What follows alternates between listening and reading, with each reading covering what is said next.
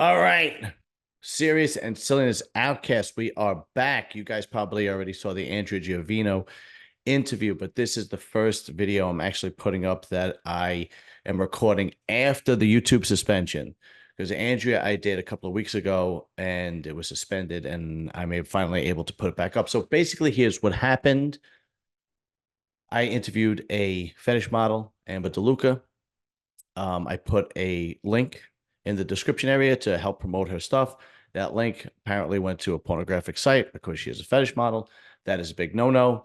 Apparently, they had warned me once before. I don't remember, but it doesn't matter because they actually suspended my account for a week. But it doesn't matter. We are back, and let's just say no more fetish models because I don't need another strike against me. All right. An old school gangster has been released from prison in 2020, and he started doing two interviews. He did the Proffer, and he did the John Elite Show, John and Gene, whatever you want to call it, and that is Greg Scarpa Jr. This guy is from my old neighborhood. Well, he's actually from Staten Island, but his father was in Bensonhurst. So when his father brought him into the life, he brought him to Brooklyn and Bensonhurst. So he is from there. I remember my brothers talking about him because I was young. My brothers were a little bit older than me, and talking about how, Ruthless Junior was just as ruthless as Senior. He had a really, bad reputation, or good if you're a mafia guy, I guess. But he spent 40 years in prison, and now he's out. He got out in 2020. He is now 73 years old, and he did two interviews. So the both interviews were good, except that the proffer was more of a very formal interview, if you will. With the John Lee show was very informal. They were kind of just shooting the shit, right? What the proffer was very formal.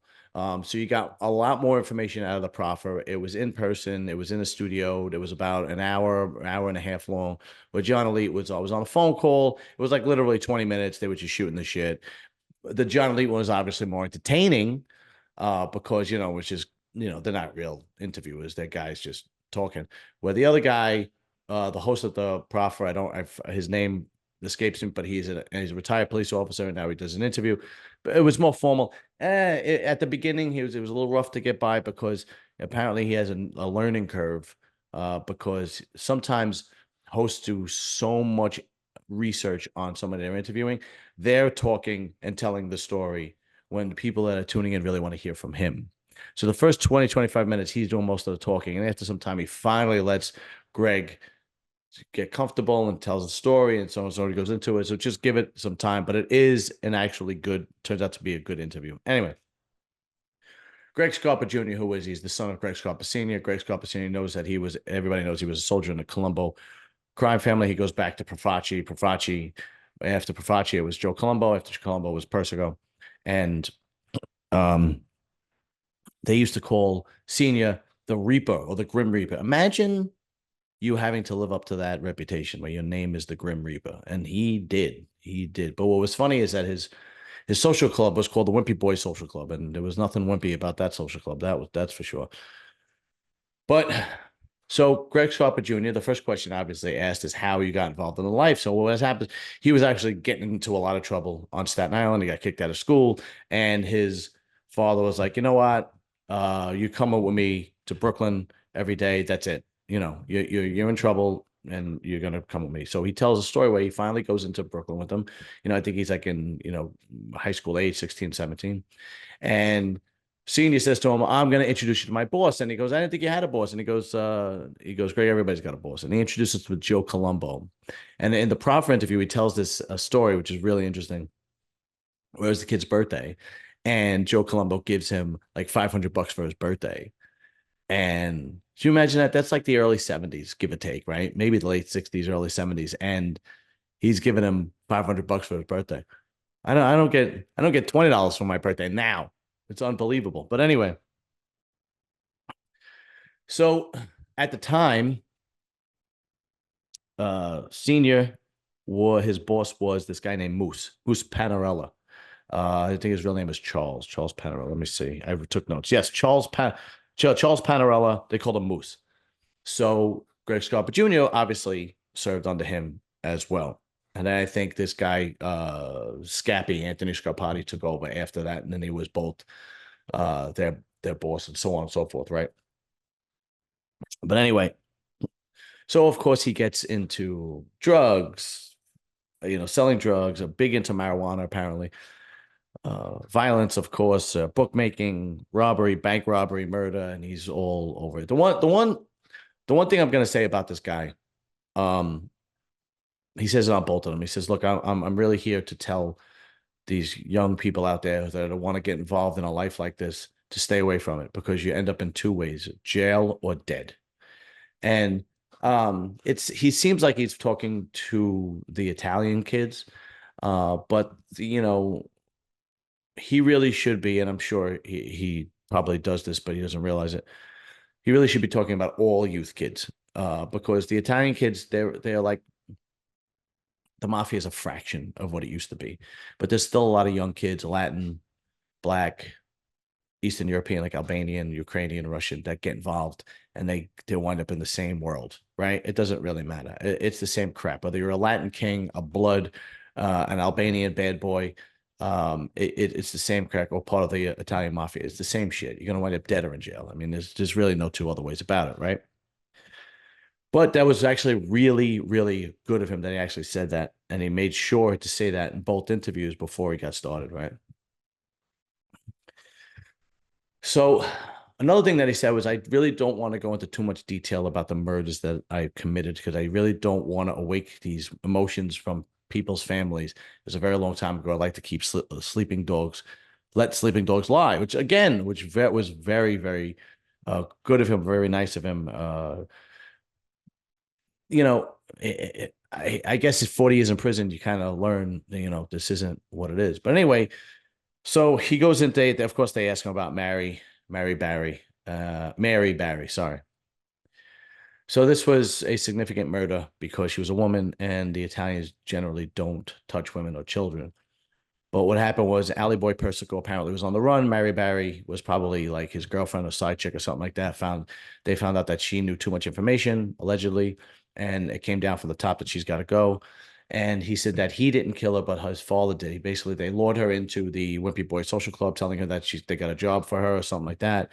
She was like a waitress, a bartender. She's a very pretty girl. She liked being around gangsters. She was dating Ali Boy, or messing around with him, or whatever the case may be. They bring her in. Junior grabs her, throws her on the floor, and Senior lights her up. I think he shoots her 3 times. She's dead. And that's like the famous interview I did with Larry Mazza. Famous interview. That's the interview with Larry Mazza where Scappy says the famous line, "We're all going to hell for this one," right? Because you're not supposed to touch women and children, but it is what it is. And then, of course, they get into the war, the Colombo War between Persico and Vicarena, but he was already in prison at this point. I think he went to prison in 87 or 88. I'm not 100% sure. And this was like the early 90s. And he finds out in prison that they tried to kill his dad, and they didn't. They missed. They didn't get. I think the Arena faction knew that if we're gonna win this war, we got to take Greg out, and they missed their opportunity. And Scarpa Jr.'s answer was, "Well, get ready because my father's going to sink all of Brooklyn." He says that one in the John Elite interview, which was more of a fun interview, right? And then the war starts, and it's just a disaster. I mean, I was a kid when it happened, and there was like shootings a lot in Brooklyn and Staten Island. And I remember like it was yesterday. I mean, Larry Mazza was part of Greg Scarpa Sr.'s crew, and they would just hunt these guys down. You could watch my interview with Larry Mazza, and they basically would hunt them down for 12 hours a day. They would go to the mattresses, which basically means sleeping someplace, hiding out where you don't know where you are, sleeping someplace outside of your home. They would meet in the morning. They would drive like a station wagon, an old beat up car. They would disguise themselves. There were hats, sunglasses. They would put like coffee cups in the windows. I think they even had a fake siren to make it look like they were cops, an unmarked car. And then they would go in and they would hunt these guys down. I think Scarpa shot a guy off the ladder, was pulling Christmas lights up. Larry Mazza blew a guy's head off with a shotgun. He tells that story in the interview I did. It was unbelievable story about the guy's name was Nicky Black. He just blasted him with a shotgun. It was just unbelievable. I'll put the interview of that link in my interview in the description area, so you'll be able to just click and go. And then they asked him a bunch of other stuff. I mean, yeah, they wind up having to get rid of this guy, Bucky DiLeonardo. I think that's his last name, DiLeonardo. I'm pretty sure that's how DiLeonardo, Leonadio. Sorry, DiLeonadio. Sorry, I apologize. Who is Mikey Scars's brother? Mikey Scars is a captain, or was a captain in the Gambino crime family, and this guy Bucky, from what I understand, wanted to go on bank robberies with Junior and the rest of their crew. Apparently, had a crew that would rob banks and so on and so forth, and it was very, very lucrative. You know, they were robbing banks. Apparently, they would sleep in the bank all weekend, and then they would come out, steal whatever they could, and nobody knew what the hell hit them. But anyway, he started talking a lot about the robberies and bragging and talking and blah blah blah, and it came all the way down from Jerry Lang. Jerry Lang was the consigliere to Persico at the time. He was the acting boss. Came all the way down that he's got to go, and they killed him. They got rid of him. It's unbelievable. He tells another story about a friend of his named Cosmo, but his father told him that he has to go, and his father was a feeding information to the feds, and the feds would feed information to him, and it was going on for years. And apparently, one of the agents fed information to him that Cosmo was a bad seed, that he was flipping, and he was turning, he was talking. So Senior says to Junior, we got to kill him. Junior says, I'm not doing that, Dad. He's a good guy. He's got twins. He's not turning state's evidence. He's not an informant, blah, blah, blah. Anyway, the day that Senior is going to kill him, everybody gets arrested. And the guy actually winds up living, but turns out he didn't turn state's evidence. They would have killed a guy that for nothing. It's unbelievable, you know? One of the better stories that he told in both interviews was he had a beef with another captain. And I think it was actually it might have even been the head of the Genovese. Was it the Genovese crowd? Vicamuso? If I'm wrong. Or Lucchese. I'm not 100%. Vicamuso, but he was another captain. And this guy was basically saying his father's a rat, and he was basically saying that he had to know about it. He knew that his father's a federal agent. And that's a big insult. I mean, you're doing 40 years in prison, you didn't open your mouth. And this guy's saying that you knew your father was feeding information to the feds. So they got into a fight, and he describes it. It's actually pretty interesting. He was able to lure the guys around him away, saying, I have to talk one-on-one with him. And they trusted him because he was Greg Scarpa. He was Italian. He was part of that crew in prison. So they walk away, and apparently he beat the shit out of him, like to a bloody mess. But the guy didn't back down and said he was really tough. He said even when he was bloody and battered, he still tried to come out and jumped on his back, so on and so forth. And he was able to throw him off of him. And he said, look, if you do that, I'm leaving, man. You know, let bygones be bygones. Leave it alone. Otherwise, if you don't do this, I'm going to kill you. And he backed out, walked out, and so on and so forth. It was unbelievable. The one of the more interesting things, when you watch the John Elite interview, and again, I'll put the John Elite interview link in the description, and I'll also put the Profa link in the description. When you watch the John Elite interview, they're just shooting the shit, right? They're just talking. There's no rhyme or reason. And Gene Borello keeps wanting to hear the story about when his father got shot in the eye. He's like, tell the story when his father got shot in the eye. And he keeps saying it. She was shot in the eye. So he tells the story when he got his father shot in the eye. And this story, I knew the story. I've heard of the story before. This story really encapsulates how much of a hardcore gangster his father was, Greg Scarpa Sr. So if those of you don't know, Greg Scarpa Sr. had died of AIDS, full-blown AIDS. He had a blood transfusion, and the guy he got the blood from turned out to have AIDS. So, and in the early 90s, that's a death sentence, right? It was a death sentence. So his other son had a beef with these kids over, I think, money. I'm not 100% sure. And he tells his father gets pissed at him because he can't handle his own thing. Meanwhile, this guy's got full-blown AIDS. He's dying. He's on house arrest. He has a fucking ankle bracelet. He's dying. He gets pissed off. He goes, let's go, get in the car. And it's him, his son, and another guy. They go try to straighten it out. They get into some words. Turns into a shootout. The guy that they're with gets killed. I'm pretty sure this is actually how the story goes. The guy they're with gets killed. The son doesn't get shot. Greg Scarpa Sr. gets shot in the eye. I mean, it's a headshot. He's holding his eye. They go back to the house. His girlfriend starts freaking out. You got to go to the hospital. You got to go to the hospital. The ankle bracelet's going off.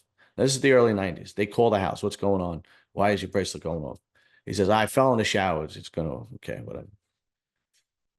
She's breaking his chops. You got to go to the hospital. He's bleeding from the eye. He goes, and he grabs a tissue and he's just holding by the eye and he's drinking scotch. And then finally, after so much time, he has to go to the hospital. He goes to the hospital. And that's where he's arrested because he's on house arrest and he just got into a shootout and he got shot in the eye. And it's Greg Sr. And he actually dies in a prison hospital because he has AIDS. But that's how much to the end this guy was fucking ruthless. Just, you wouldn't want to mess with this guy. It was unbelievable. But Greg Scarpa Jr. is now 73 years old. He has been diagnosed with cancer. So the only thing you could do right now is wish him well. And I just want to say one other thing. So all the people in the comment section that say, Colt, I've interviewed Gene Burrell, I've interviewed Larry Mazza, I've interviewed John Malid, I've interviewed Anthony Ruggiano Jr., and a lot of comments, oh, he's a rat, he's cooperated, blah, blah, blah, all this crap. Look, man, this guy didn't say a word. He got 40 years in prison. The only reason he got out of prison was because he got cancer and they released him. I forgot what they refer to it as. And he's 73 years old. It's easier said than done when you say, oh, I'm just gonna, you know the choices you made. Now you gotta stay in jail for the rest of your life. I mean, he went to jail in 1987. He was a young man, and now he got out and he's 73 and he has cancer, and God knows how long he's got to live. And then plus on top of all that, everybody else is ratting. I mean, John Elite, contacted the feds after he found out John Gotti Jr. was turning state's evidence. I mean, that's the boss of the family. Larry Mazza turned state's evidence when he found out Greg Sr. was a federal informant. You're like, oh, what am I being loyal to here? Everybody else is flipping. I'm going to rot in jail. And believe me, there are guys that do. Mark Ryder is in jail right now. Mark Ryder was a big time, huge drug dealer during the 80s into the 90s, I believe into the early 90s. I think he got arrested in the early 90s. He's in his 80s. He's still in prison. Greg Scarpa Jr., 40 years in prison. They only released him because he had cancer. There's plenty of other people.